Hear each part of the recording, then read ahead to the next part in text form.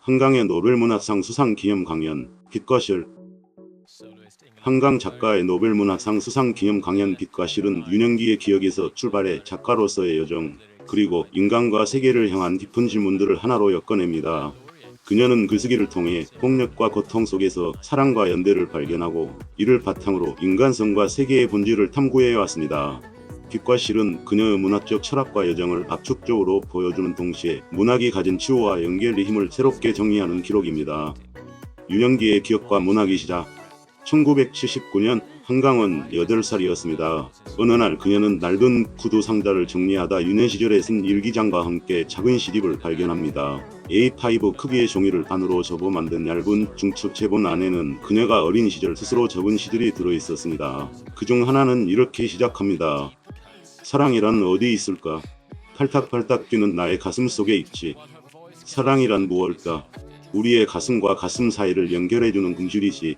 이 시를 통해 그녀는 어린 자신이 던진 질문과 지금의 자신이 여전히 연결되어 있음을 느낍니다. 우리의 가슴과 가슴 사이를 연결해주는 금실이라는 표현은 단순한 동심의 낙서가 아니라 그녀의 문학 전반을 관통하는 주제였음을 깨닫습니다. 그녀에게 글쓰기는 인간과 세계를 잇는 실이며 그 실은 감각과 언어를 통해 전달됩니다. 작가로서의 여정과 질문들. 한강의 글쓰기 여정은 시를 쓰는 것으로 시작되었으나 이후 단편소설과 장편소설로 확장되었습니다. 특히 장편소설은 그녀에게 특별한 의미를 지녔습니다. 한 권의 장편소설을 완성하는 데에는 짧게는 1년, 길게는 7년까지 걸리며 이 시간 동안 그녀는 소설의 지문들과 함께 살아갑니다. 각 장편소설은 고유한 질문들을 품고 있으며 그녀의 글쓰기는 이 질문들에 답하기보다는 그 속에 머물며 응시하는 과정에 가까웠습니다. 채식주의자. 그녀의 세 번째 장편소설인 채식주의자는 인간이 완전한 결백을 추구할 수 있는지, 폭력을 거부하며 살아갈 수 있는지를 묻습니다.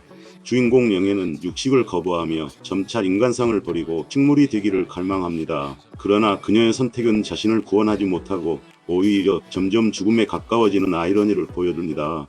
이 작품은 폭력과 결백이라는 상반된 개념을 통해 인간 본질을 탐구합니다.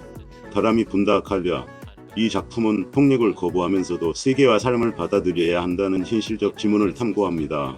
주인공은 친구의 죽음이 자살이 아니라는 것을 증명하기 위해 분투하며 생존을 통해 진실을 증거하려 합니다.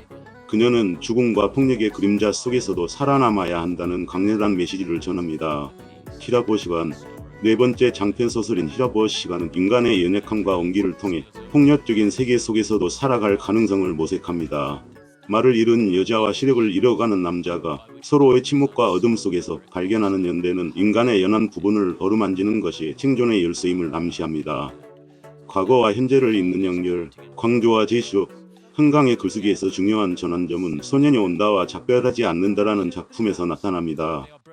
이 두 작품은 각각 1980년 광주 학살과 제주 4.3 사건을 배경으로 하며 과거의 폭력적 기억과 현재의 삶을 연결하는 시도를 담고 있습니다.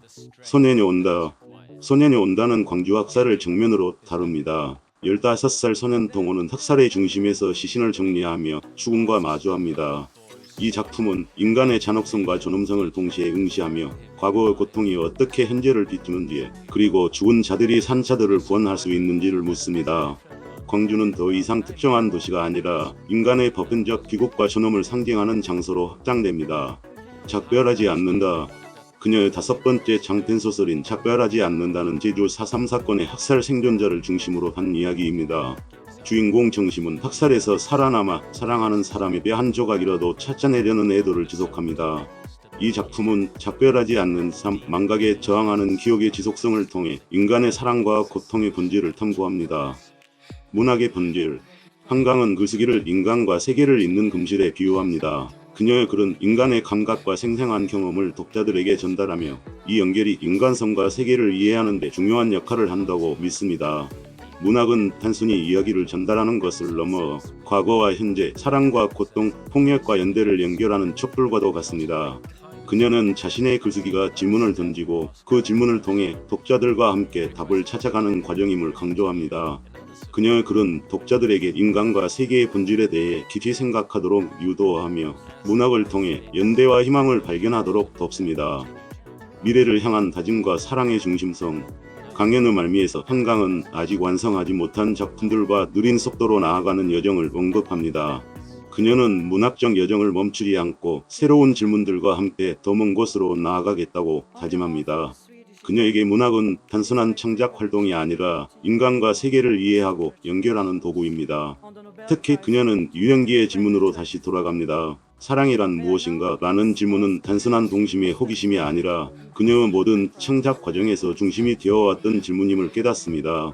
사랑은 그녀의 작품에서 폭력과 고통 속에서도 끊임없이 발견되어 인간과 세계를 잇는 가장 중요한 연결고리로 작용합니다.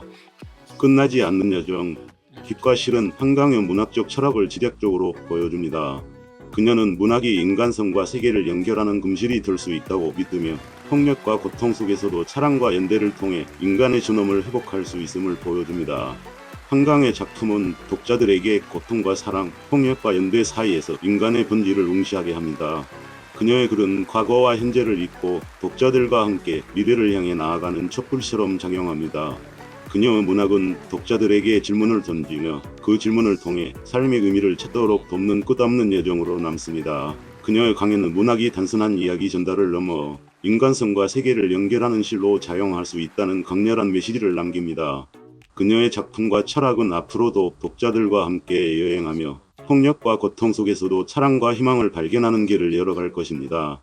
빛과 실은 한강의 문학이 가진 힘과 가능성을 새롭게 정의한 빛나는 기록으로 기억될 것입니다. 결론. 빛과 실은 한강의 문학적 철학과 여정을 납작적으로 보여주는 강연입니다. 그녀는 문학이 인간과 세계를 연결하는 금실이 될 수 있다고 믿으며 과거와 현재, 사랑과 고통, 폭력과 연대라는 상반된 요소들을 통해 인간의 본질을 탐구합니다. 한강의 작품은 시간과 공간을 넘어 독자들과 함께 여행하며 인간과 세계를 잇는 실로 작용합니다. 그녀의 글은 독자들에게 고통 속에서도 사랑을, 폭력 속에서도 연대를 찾을 수 있는 힘을 제공합니다. 빛과 실은 단순히 한강의 문학적 여정을 설명하는 데 그치지 않고 문학이 지닌 치유와 연결의 힘을 보여주는 감동적인 메시지로 기억될 것입니다. 그녀의 작품은 독자와 함께 계속해서 새로운 의미를 찾아가는 끝없는 여정에 동참하고 있습니다.